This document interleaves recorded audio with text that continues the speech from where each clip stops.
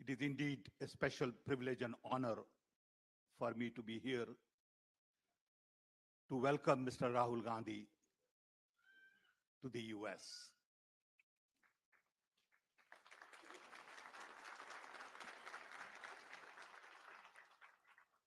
I want to especially thank him for taking time out from his very busy schedule, not only come to the US, but agreed to spend 6 days with us. He came in this morning at 7 o'clock, and we had our first meeting 12. This is second meeting. We have a major event tomorrow at Stanford University. Then we go to Washington, D.C., where we have series of interactions with press, political leaders, think tank people, NGOs, business leaders. And then we go to New York, where we have a lunch with a group of intellectuals. We have another lunch with a group of artisans, creative people, cultural people. And then we have a mega event that Mohinderji talked about. So I'm delighted that we are all here together.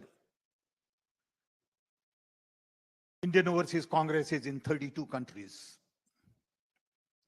Beside Middle East, US and Canada happens to be a priority. In Middle East, we have a very large number of people from India. Mr. Rahul Gandhi and I went to Middle East a few years ago. We had his program at a cricket stadium, and you'll be surprised to learn that 40,000 people came to listen to him.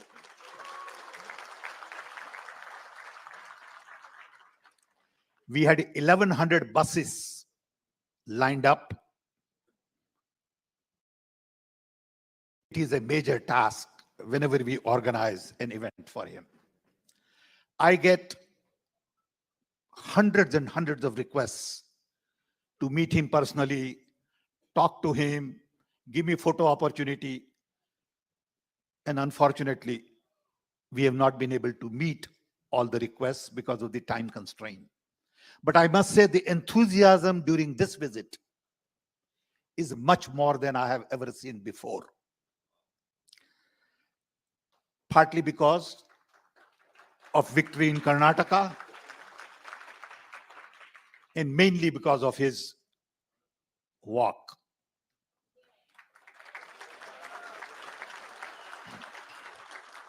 He walked for 4,000 kilometers, 150 days, 13 states, and met thousands and thousands of people. The images that I have seen where 50,000 people walk with him is absolutely mind-boggling. I believe this has been a turning point in many ways, not only for our party, for Mr. Rahul Gandhi, and for India.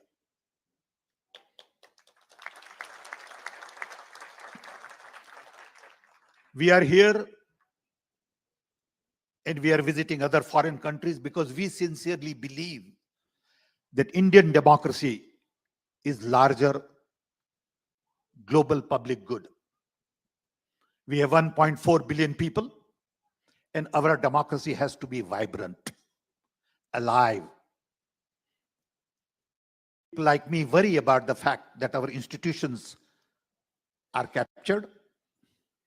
Our civil society is not allowed to function, more as watchdog, and we have lost rational, logical conversation.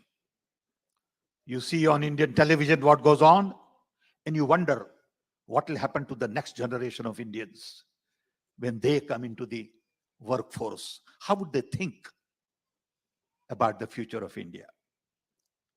I worry a lot about what is going on in India. And I'm sure many of you feel the same way. And we want to have this broader conversation with large number of people abroad, because democracy is going through some strains in many parts of the world. We had in the US 4 years of confusion. We are still not done with it. In other countries like Turkey, even to some extent Mexico, Hungary, and I can go on and on with the list, where democracy is going through a serious challenge, partly because of social media, because everybody and his brother has opinion about everything. And everybody is giving you advice on what to do, how to do. Even those who can't find a job has list of advice for the Prime Minister of the country.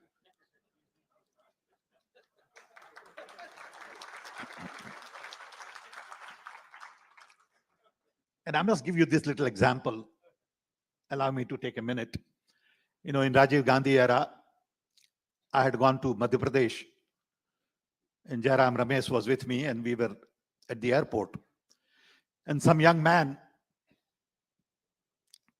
was staring at me. I saw him in a crowd. Same young man came to Chief Minister's house outside. Same young man came to Governor's house. And while we were leaving Bhopal, he was at the airport. So I told Jairam, I said, Jairam, get that guy. I want to talk to him. So I called him.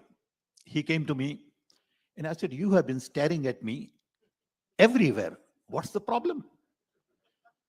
So he said, sir, I'm so happy that you spotted me.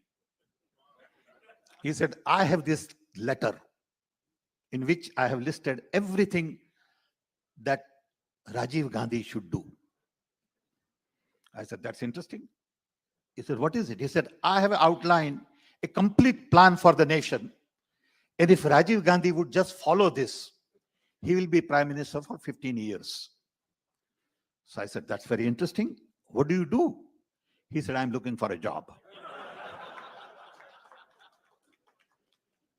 Only in India you find people, and he had the guts. And he sincerely believed that he knows how to solve Prime Minister's problem, but he can't get a job. Today in India, job is a major situation, major crisis. We are not creating the kind of jobs we need to create. Tomorrow we have a plan to visit a group of experts through Sean to discuss AI. On one hand, new technology is going to eliminate jobs. On the other hand, we need many more jobs. So our challenges are very special. And we need young mind like Rahul to lead the country. We need someone with open mind.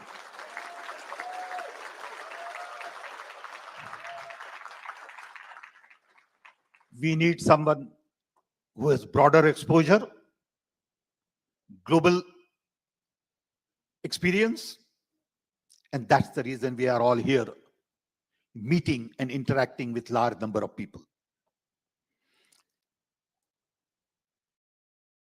I want to thank all of you for taking time from your busy schedule to come and meet with us. I know that the road ahead is pretty complicated. It's not that simple. Because in people's mind in India, something has just come in, which is hard to get rid of. That India belongs only to Hindus' idea of India. Our idea of India is very different. I was born in a small little tribal village in Orissa during British Raj. And right in front of my house was a Muslim. On left was Jain. On right was Sardarji. In the back was tribal Oriya. And we all lived together like family. No one ever thought that this fellow is Muslim and that fellow is Sikh. They were all uncles and cousins. We all played together. That idea of India is being threatened. And to me, that is the core idea of India. Diversity, inclusion, truth, trust, love. All of these ideas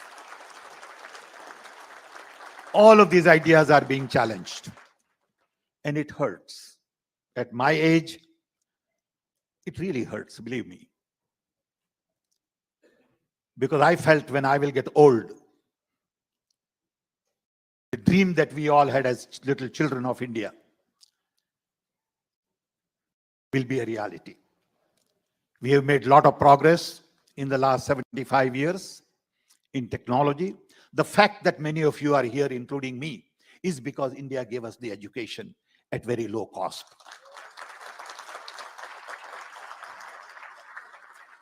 The credit goes to our founding father, Pandit Nehru and others, who had the vision to build IITs, IIMs, laboratories, space programs, atomic energy, and Rajiv Gandhi gave push to IT and telecom. I had a chance to work with him, and I will never forget the fact that he gave meaning to my life. My life had no meaning except being an engineer. He had the political will, not only to give meaning to my own life, but create jobs for millions and millions of us. And then when Prime Minister Modi says that nothing got done for 70 years, it hurts. But that's okay. Because I'm used to listening to lies for last many years. So I have nothing against individual. My problem is the very core idea of India that I grew up with is being challenged. With this, I want to invite great son of India. I want to invite a young leader to tell us a little bit about his journey for 4,000 kilometers. I want you to learn a little bit about how he could do it. What did it mean to him? And then tell us a little bit about what keeps him going. What keeps him awake at night? And what is his view of the world and India going forward? Thank you. Thank you.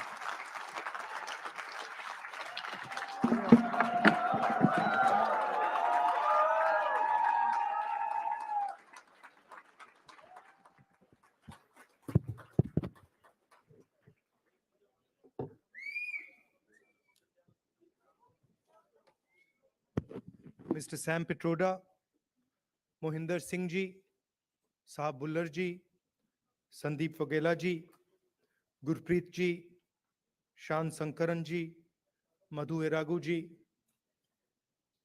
brothers and sisters, friends, and I don't see the children who sang, but where are they? Yeah. I'd like to welcome all of you and thank all of you for coming here, and also thank the wonderful children for the song they sang. It was sung very movingly and very well.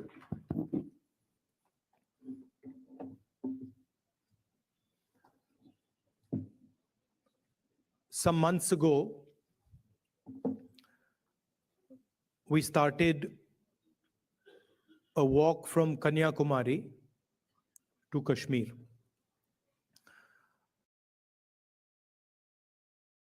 Prior to walking, we were finding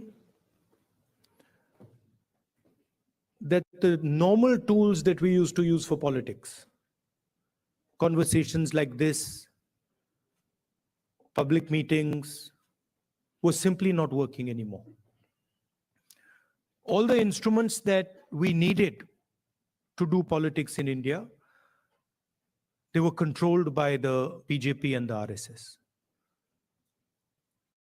You know, people are threatened, cases are put on people, agencies are used on people. So we also are finding that in some way it had become quite difficult to act politically. And that's why we decided to walk from southernmost tip of India to Srinagar. And when we started, I thought, okay, देखेंगे क्या होता है.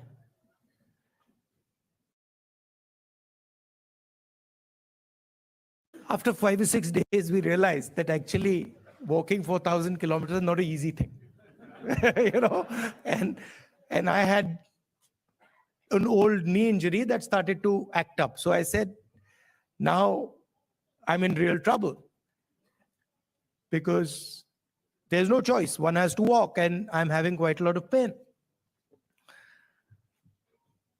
And then quite a surprising thing happened.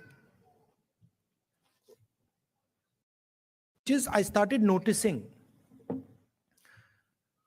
that after walking 25 kilometers is more than half a marathon. So after walking 2-3 weeks, every day 25 kilometers, I suddenly realized one afternoon that it's strange, but I'm not feeling tired at all. I get up in the morning, 6 o'clock we used to start, and we used to end walking at about 7:38 in the evening. And I was like, this is very strange. I'm not feeling tired at all. What is this? And then I started asking people around that, bhai, ye ho kya raha hai? Aapko thakan ho rahi hai? Everybody is saying to me, thakan to nahi ho rahi. It's very strange. We're not feeling tired. So I started to think about it, and I realized that actually what was going on was that it was not us that was walking. It was India that was walking with us. Right? And the large mass of people who are coming, all religions, all communities, everybody, kids, they were creating an atmosphere of love and affection where nobody was feeling tired. Almost as if everybody was walking together. सब जुड़ के चल रहे थे और उसमें किसी को थकान नहीं हो रही थी, एक दूसरे की मदद हो रही थी. And that's where we came up with the idea. नफरत के बाजार में मोहब्बत की दुकान खोली.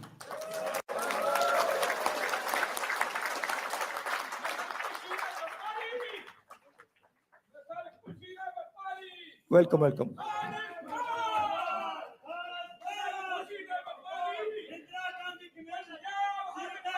नफरत के बाजार में मोहब्बत की दुकान.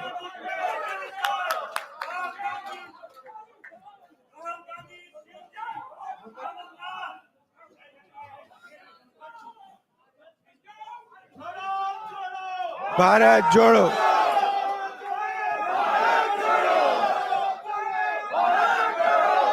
See, the interesting thing about us, about the Congress party, is we have affection towards everybody. If someone wants to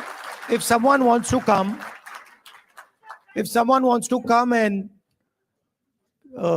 say something, regardless of what they're saying, we're happy to listen to it. We're not going to get angry. We're not going to get aggressive. We'll nicely listen to it. In fact, we'll be affectionate to them. We'll be loving to them, because that's our nature.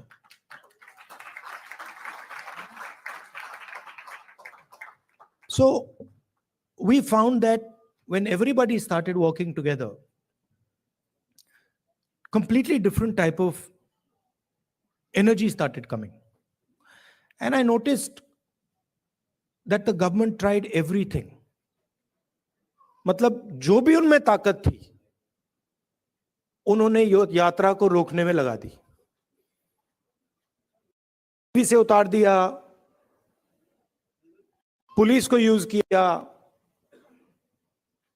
मगर कुछ काम नहीं कर रहा था. और जो यात्रा का इफेक्ट था वो बढ़ता जा रहा था.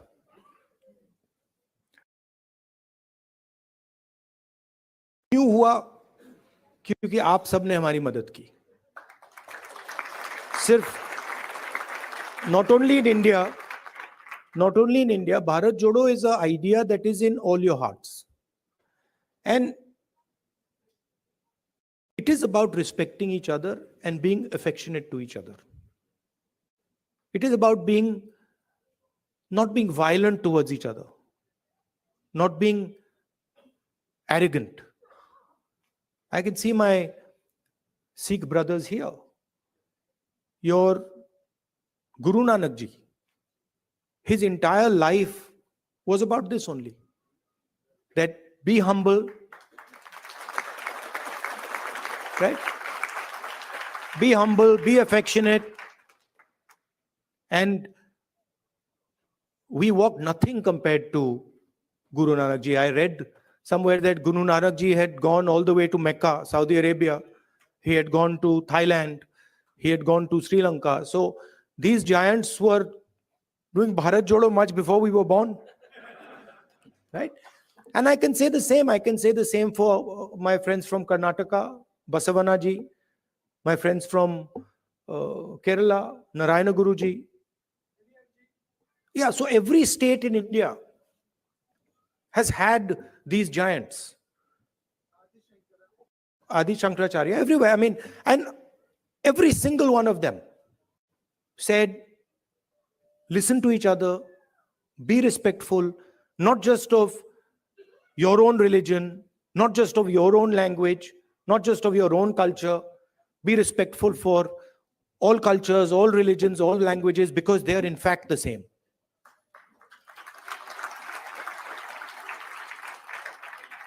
And the assault that is taking place in India, it's taking place on our way of life.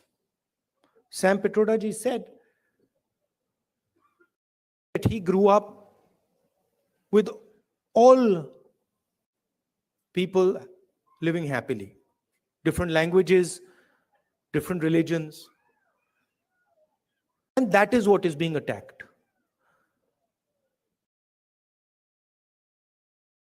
Also, the tradition in India, and again something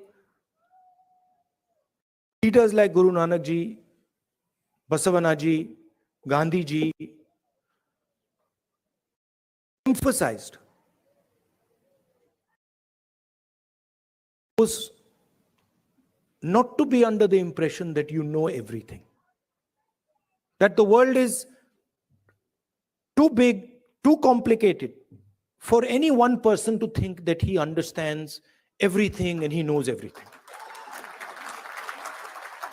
And so really that is the disease that Sam sort of outlined. That is the disease, that we have a group of people in India who are absolutely convinced that they know everything. In fact, I think they think maybe they know even more than God. They could sit down with God and have a conversation and explain to him, about what is going on. And of course, our Prime Minister is one such specimen.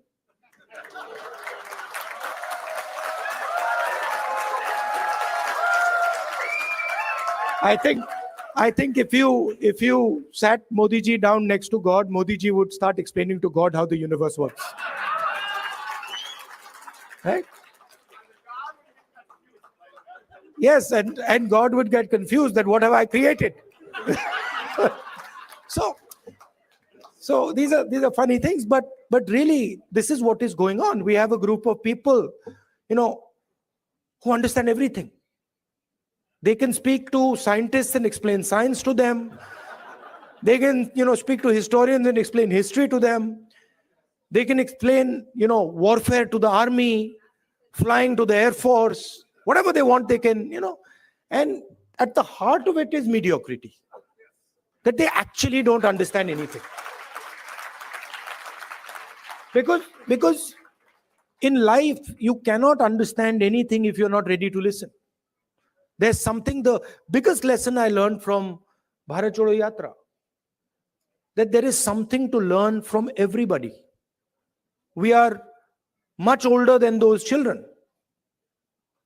But I can guarantee you, they can teach us all how to sing.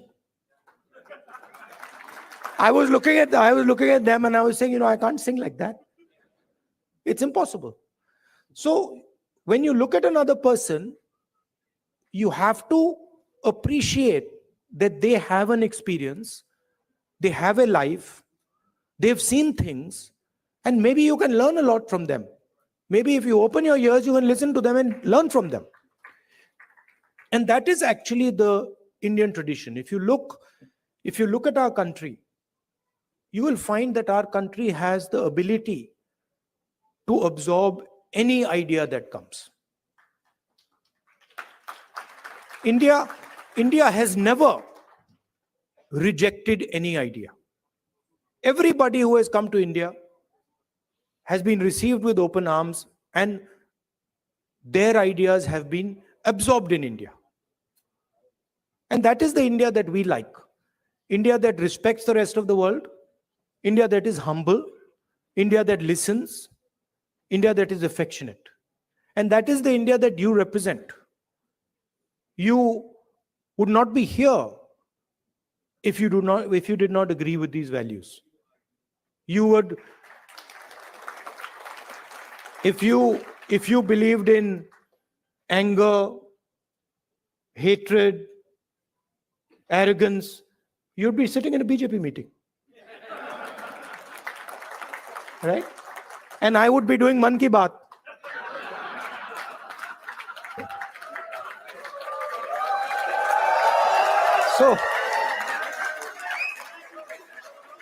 So thank you very much for holding up the Indian flag in America, showing the American people what it means to be Indian, respecting them, respecting their culture, learning from them, and also allowing them to learn from you. You make us all proud.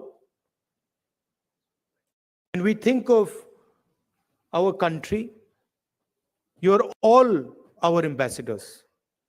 When America says Indian people are extremely intelligent, Indian people are masters of IT, Indian people are respectful, all these ideas that have come, they've come because of you and because of your actions and your behaviors.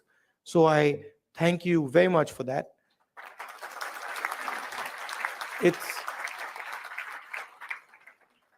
I came here this morning. Sam organized the flight. I arrived 16 hours. After 16 hours flying, 6:30 in the morning. I thought I'd be tired, but I'm not tired at all because of the energy that you have given me. Thank you.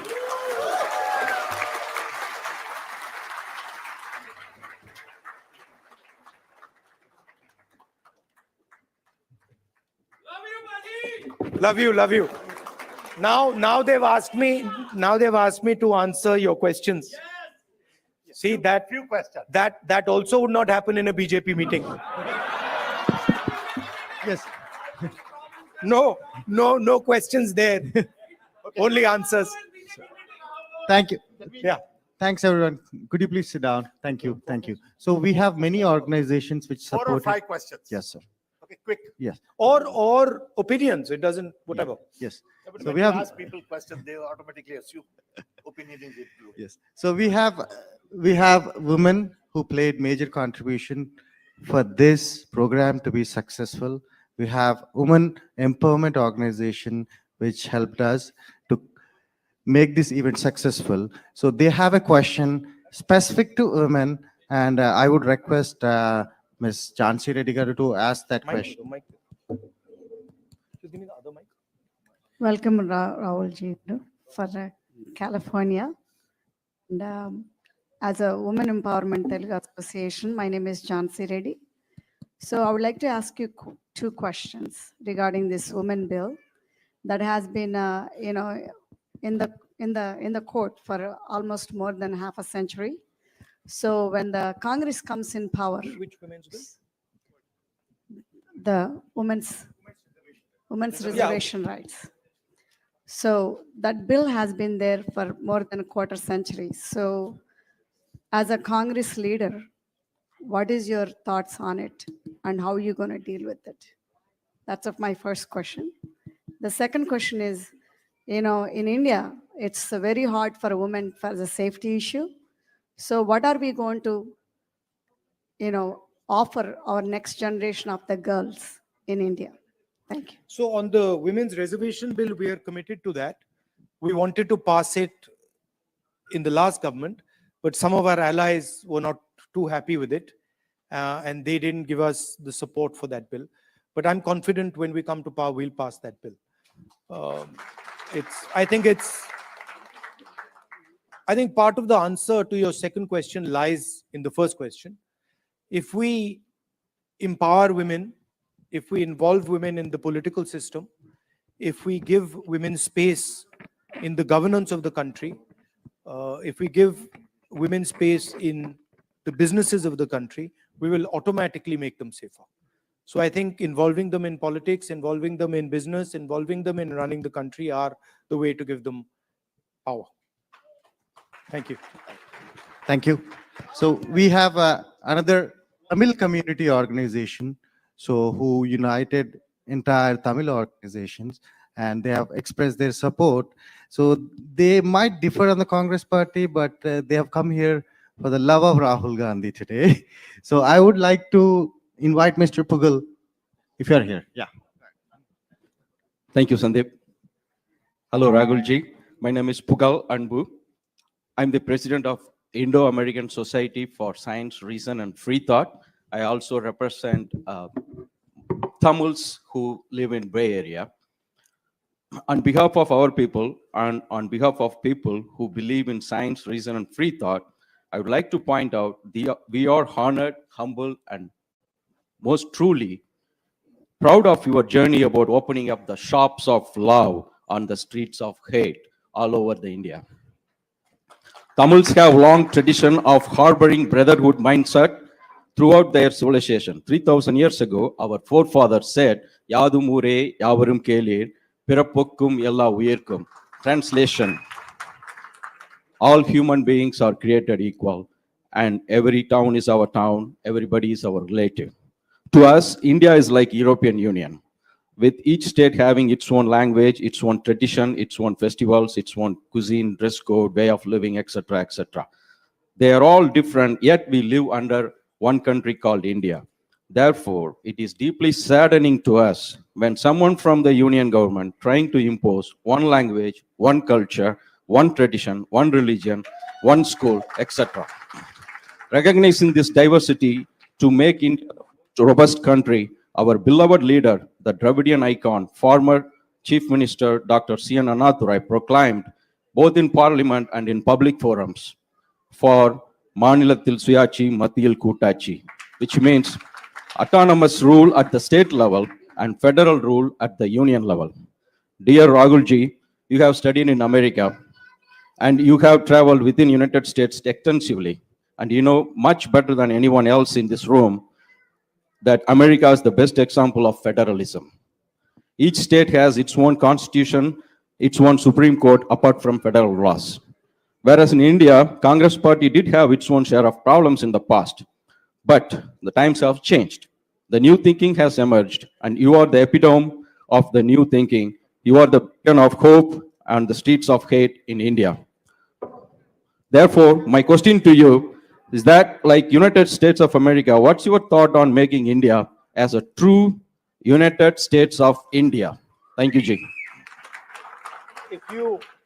If you read our constitution, the definition of India in the constitution is a union of states. And within our constitution is the idea that the languages, cultures, histories of each one of our states has to be protected under the union. So what you're talking about is already incorporated in our constitution. It's already there. The BJP and the RSS are attacking that idea that you mentioned, and also the Constitution of India. That's the fact. Now, for me personally,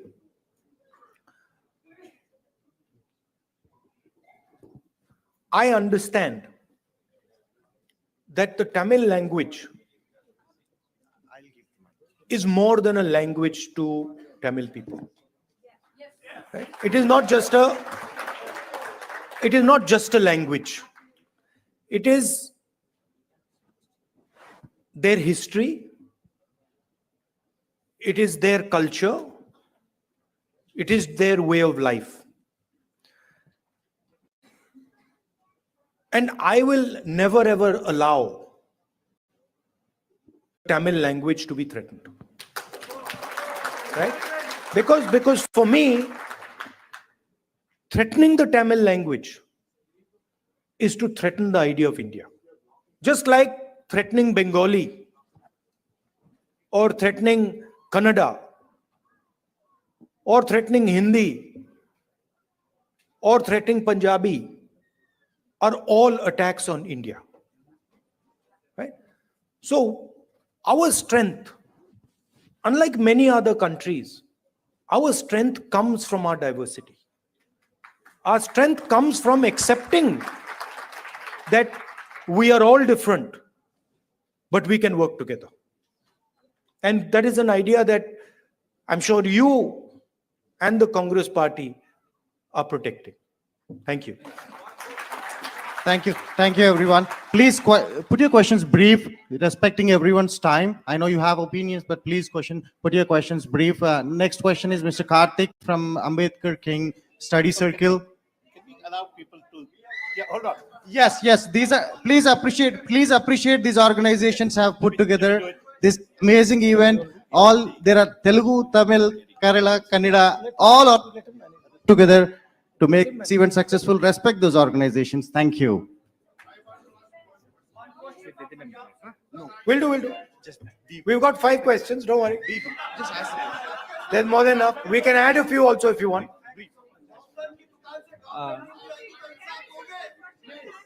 Hello Rahul ji, I am Ganapati from the Ambedkar King Study Circle.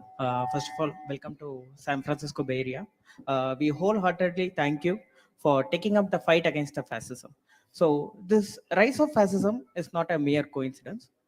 So we believe in the social and the economic equality in the society, and the inequality actually creates a conducive environment for fascism to emerge. So my question is what is the plan of the Indian National Congress to uproot the economic and the social inequality which creates this condition for fascism in the Indian subcontinent and also at the global level? One of the things that we are suggesting is when we were in government, we had carried out a caste census. And the idea behind the caste census was to take an X-ray of Indian society, right? To find out what are the exact demographics of our country, right? What are the different communities? What are the different castes? How many people in each community? How many people in each caste?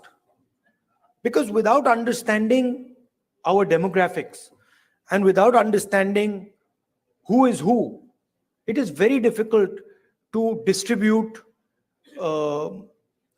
wealth, distribute power effectively.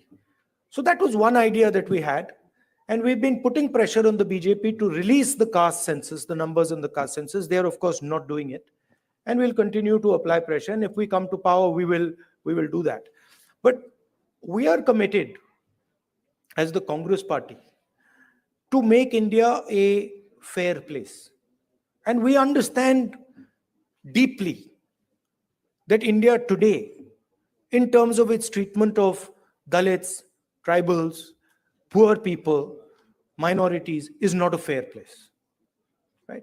And there's many things that can be done. There is the Nyay scheme that we had, which which was aimed at providing a minimum income to all Indians. There are ideas like Manrega. I think an increase in public education, increase in public health care. I think these are all things that can be done to make India a much more equal and fair place. Thank you. Thank you. We have our next question from Silicon Valley Christian community, Mr. Jay.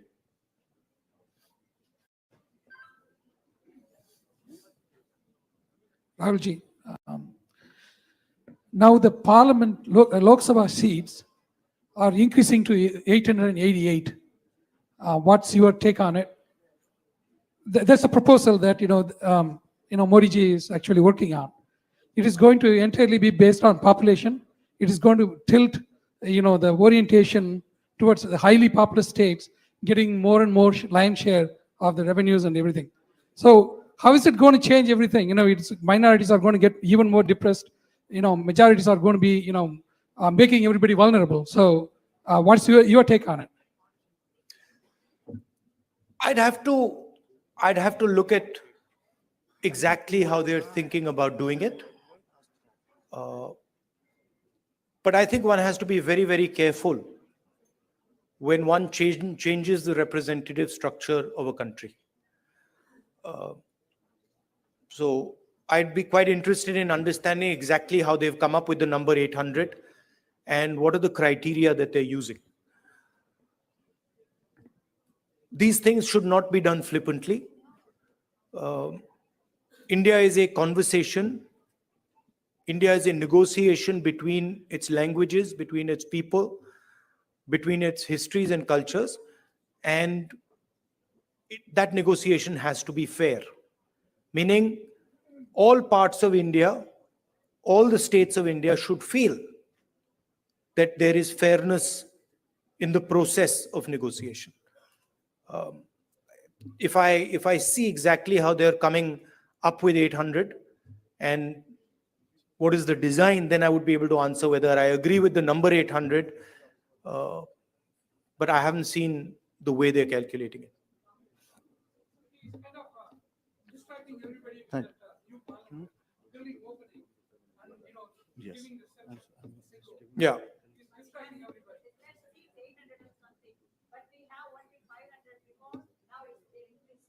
Yeah, but it depends how the ratios change. Yeah, it is currently based on the population, but you'll have to see how the ratios change. I think the Parliament House, these are distractions. The real issues in India are unemployment, price rise, spread of anger and hatred, a crumbling education system, price of education, price of healthcare. These are the real issues. BJP can't really discuss them, so then they have to do the whole scepter thing, lying down and doing all that. So, aren't you happy I'm not lying down? Thank you. Thank you. One more question from Bay Area. One more question. भैया One more करेंगे question. भैया मगर One- disturb मत कीजिए ये इनका One more process- question. हाँ, So this करेंगे, is इंसाफ this is करेंगे। from the Bay Area Muslim community. Please Insaf respect the करेंगे। community. One question from the Bay Area Muslim community. This is Mr. Mohammed Khan. Please. Go ahead.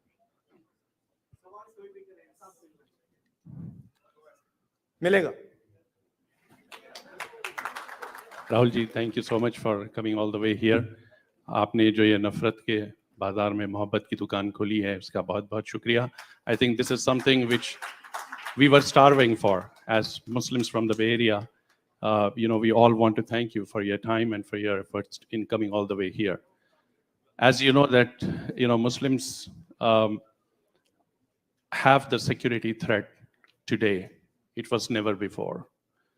The way we see today, like whenever we call and talk to anybody, it's like, kya ho raha hai yahan pe? What's going on? There are so many different laws which are getting implemented, which were not even implemented earlier.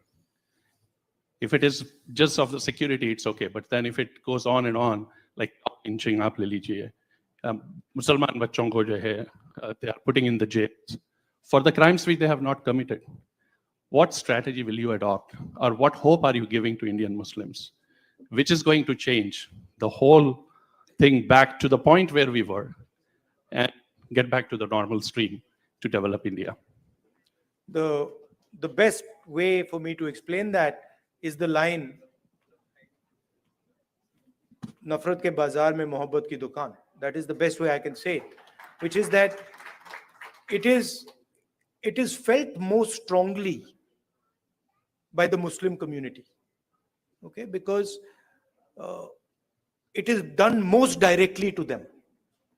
But in fact, it is being done to all minorities.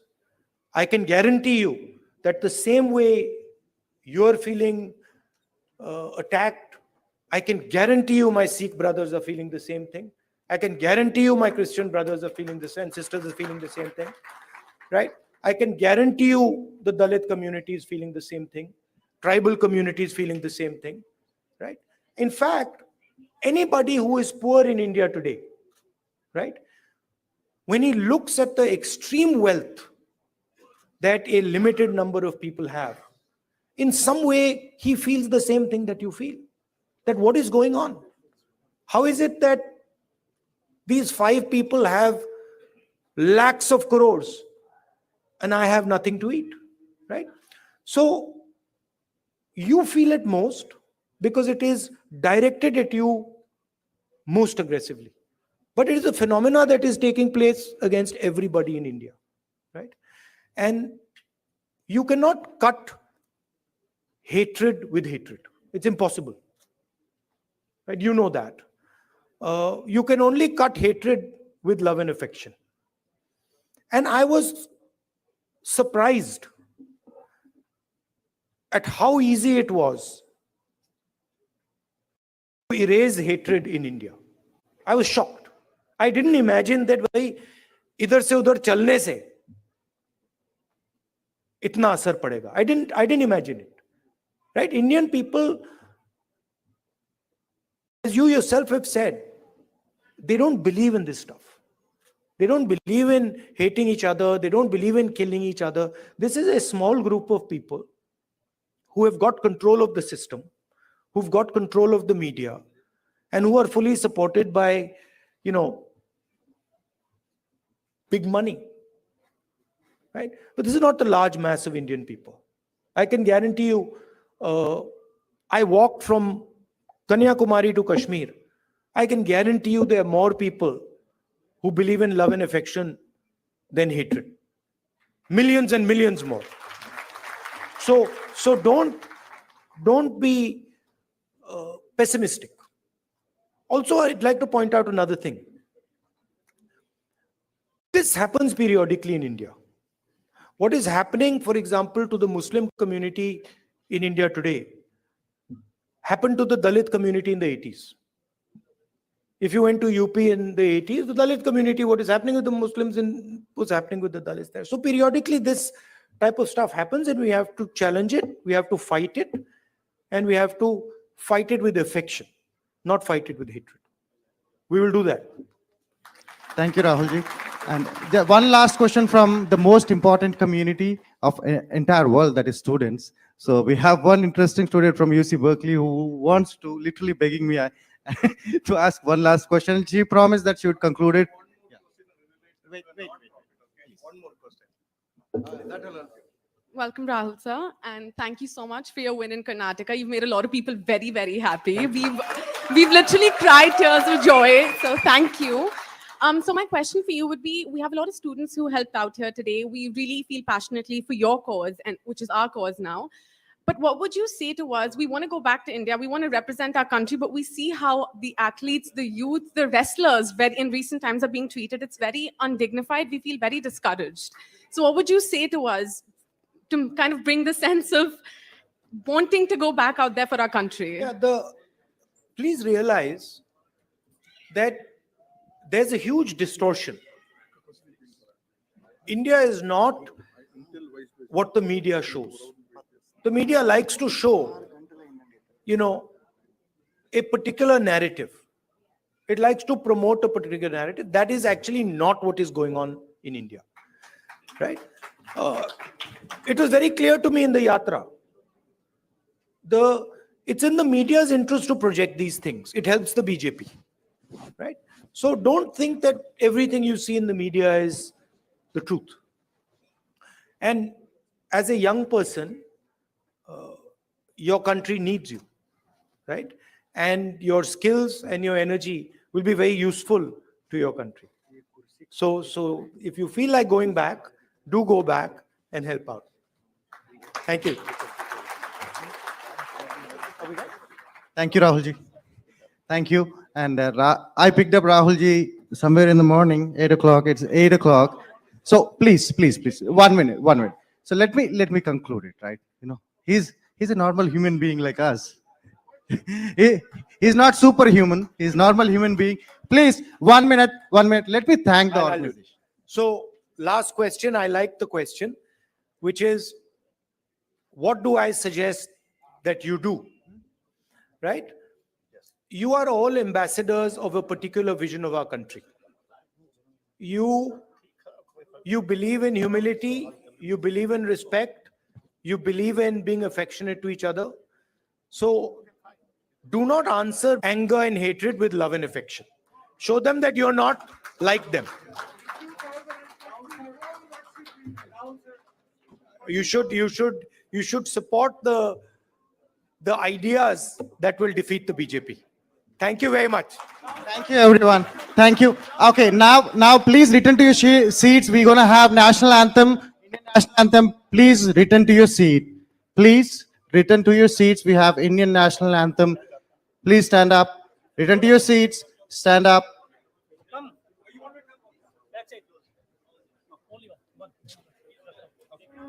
Can you please go ahead?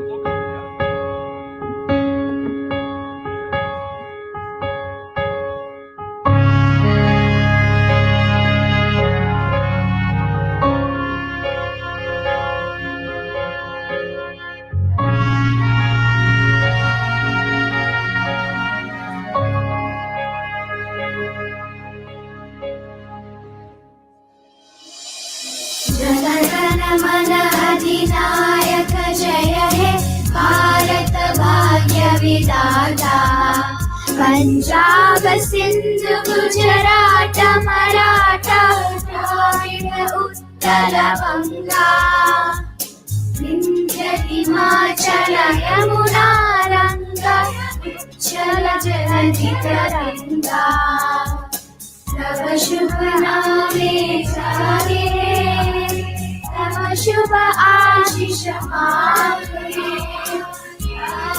तव जय गाथा जन गण मन गण गायत जय हे भारत भाग्य विधाता।